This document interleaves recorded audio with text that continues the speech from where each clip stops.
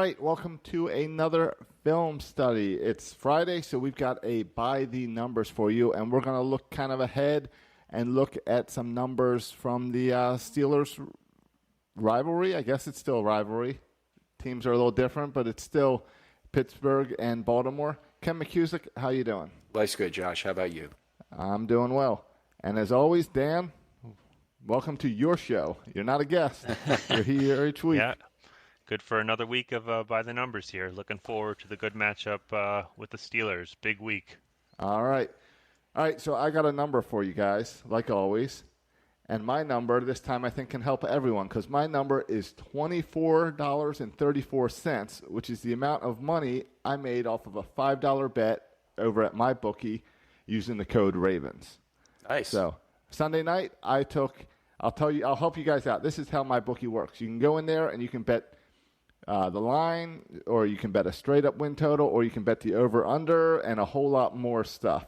So I took the line for the Cardinals to win straight up, and then I parlayed that with the score to be over 63.5, and it ended up being 71 points. So my $5 turned into $24.34. You guys can do the same thing by heading on over to MyBookie and use the code RAVENS, where they will match your deposit dollar for dollar up to $1,000.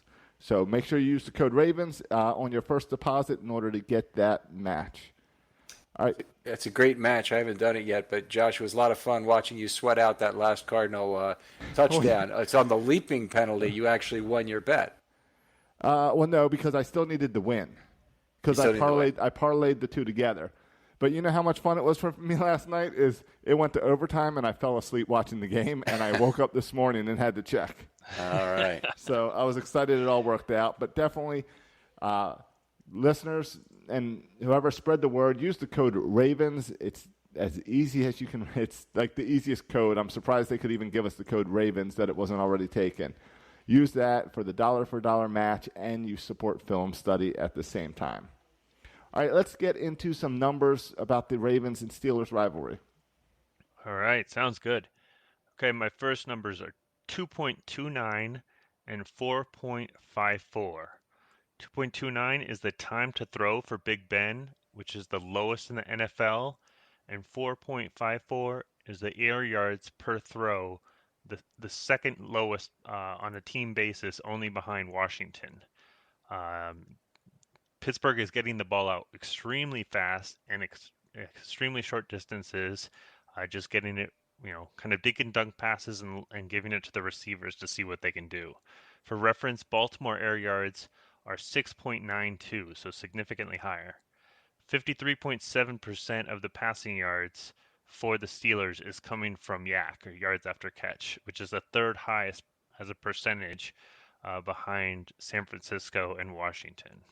So some real compelling numbers there about the quick surgical nature of the Steelers passing game. It's not a great time to stock up on a great pass rusher for a Steelers game where they're going to likely get the ball out quickly and probably try and beat that pass rusher a lot with some screen passes and maybe duplicate some of what Mahomes did against the Ravens, which is really exploit bunch formations and those short crossers. So that's my biggest fear coming into this game, is that the Steelers passing game really meshes well against the Ravens.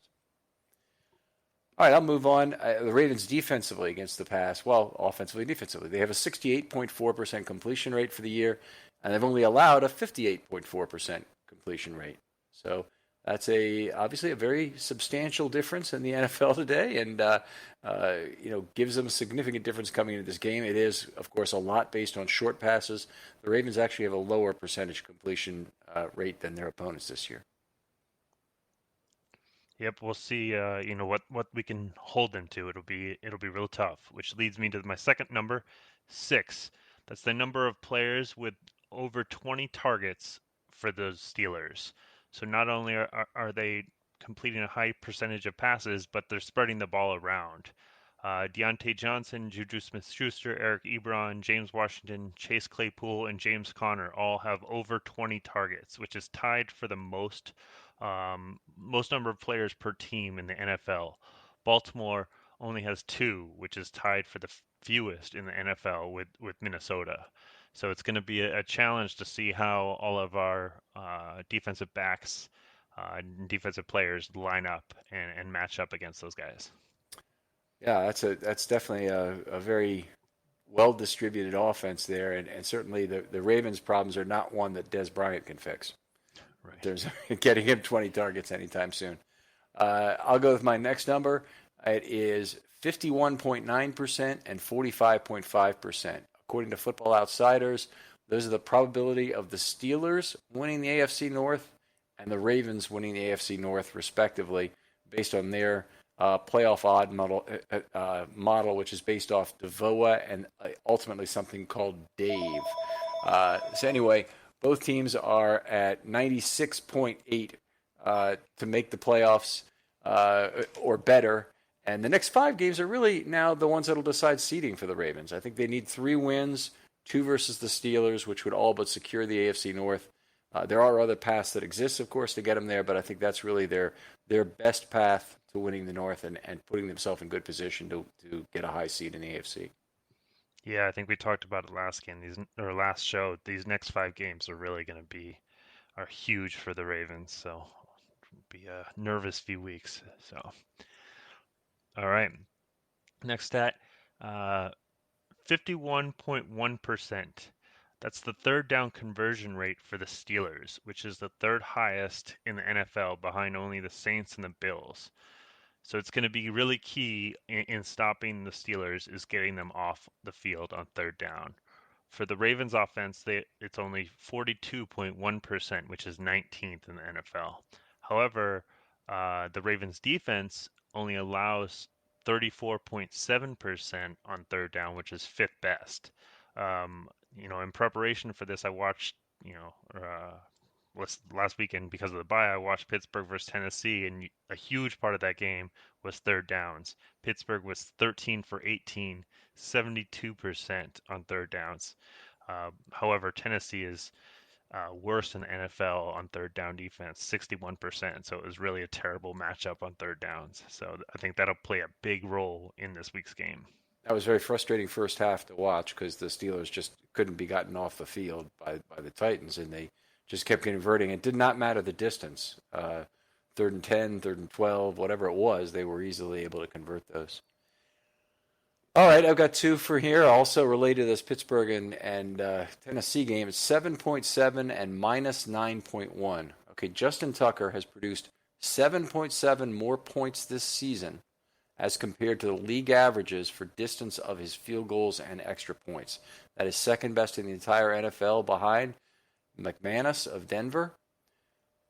Minus 9.1 is that same metric for Stephen Gostkowski, who's produced fewer points this season as compared to the league averages for down and distance.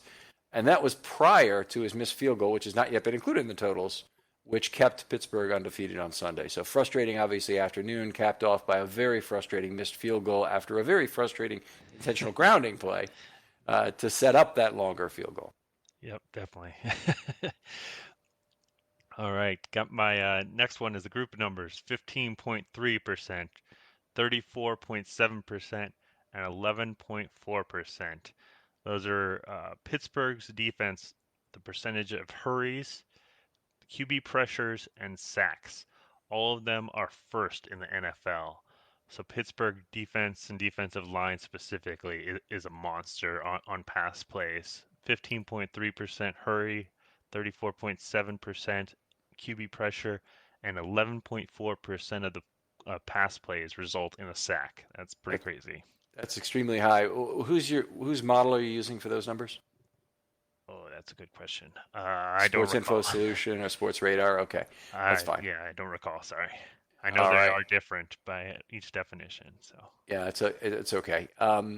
15 and 15 in the next stat, and that's the all-time Steelers and Ravens record in the Harbaugh and Tomlin era, playoffs included. So the Ravens had 14 and 13 in the regular season, down 1 and 2 in the playoffs during the Harbaugh era. But it's been one hell of a rivalry. Yeah, it's been pretty awesome to watch each season, kind of going back and forth. And for a while there were kind of trends, but it's pretty crazy how it's evened out. All right, my last stat: 3.4, 68.8, and 29. 3.4 is the yards per rush attempt allowed by the Steelers defense. 68.8 is the yards per game allowed by Pittsburgh. Those are the second lowest in the NFL behind Tampa Bay only.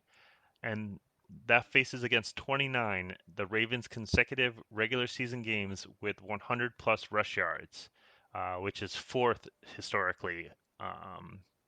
So it's really going to come down to see what happens this week. A huge streak for us of games with over 100 yards facing against a run defense that has been extremely stingy. Yeah, that's the Ravens set their rush records last year in Week 17 against Pittsburgh, of course, with RG3 at the helm. They made it to 200 yards of both, and they made the rushing record, of course. So that was all nice. This week they have several streaks on the line. It's not just it's 29 versus 30 games here, but it's also 29 consecutive games of 20 plus points, which is only one short of the NFL record set by Denver. And they also have scored already in an NFL record 101 consecutive halves. So that's also obviously at risk in this week against a defense that probably is one of the best at to keep the Ravens off the board at some point on one of those three. Last one I'll go is 21-5. There have been 21 of the Ravens-Steelers games that have been decided by 3 points or less of 52 total meetings between the two teams. That's amazing. Over 40% of them have been decided by 3 points or less. Only 5 have been decided by 21 or more points.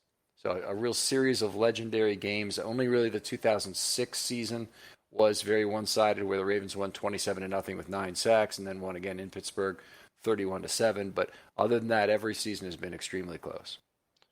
Yep, definitely a ton of nail biters, and like you said, we got Justin Tucker, who's been pretty awesome so far this year. So we'll see if that plays a big role this week. All right, Dan. Wonderful to do this again with you, and we'll talk to you next time on Film Study.